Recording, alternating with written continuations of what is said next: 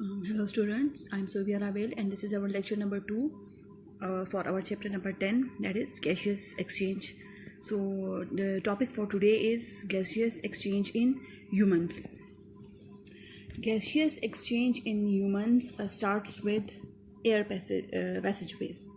Now what are air passageways? When air enters the body, it passes through connected tubes to reach the lungs. After gaseous exchange, air moves from the lungs to the outside through the same connected tubes. These connected tubes are collectively called the air passageways. It consists all the parts that are involved in helping the air reaching the lungs, that are air passageways. First of all, let's see that how air enters the lungs. So in gaseous exchange in humans, there are two external nostrils. These external nostrils let air to pass inside the body. The first part is the two external nostrils. So after passing through the external nostrils, this air goes into the nasal cavity. What is nasal cavity and what is its function? Inside nasal cavity, this air which is getting inside the body, that is warmed plus moistened. Its temperature is changed and it is also made dust free. Now after the nasal cavity, the air goes into the pharynx. Now what is pharynx?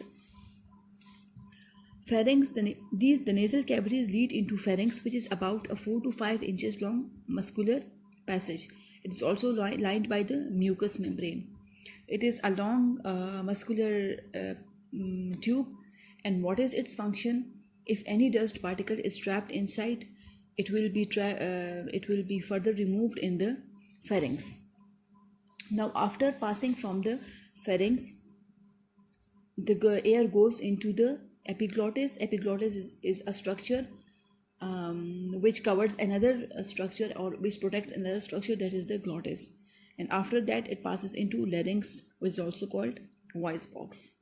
Now this air, after passing from the larynx or voice box, goes into the trachea, which is also called windpipe.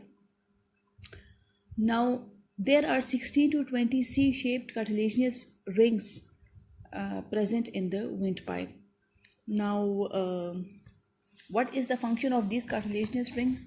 These cartilaginous rings prevents from collapsing and keep the passage of air open. So they prevent these air passages from collapsing with each other, and they keep the passage of the air open.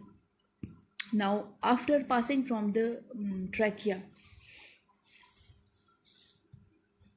the air enters into two bronchi, the right bronchus and the left bronchus, syncytial bronchus, pluralis bronchi. First one is the right bronchus and the left bronchus. And where they are present? They are present inside the lungs. Now these bronchi, they are further branched into still smaller branches, and they are called as bronchioles in both of the lungs.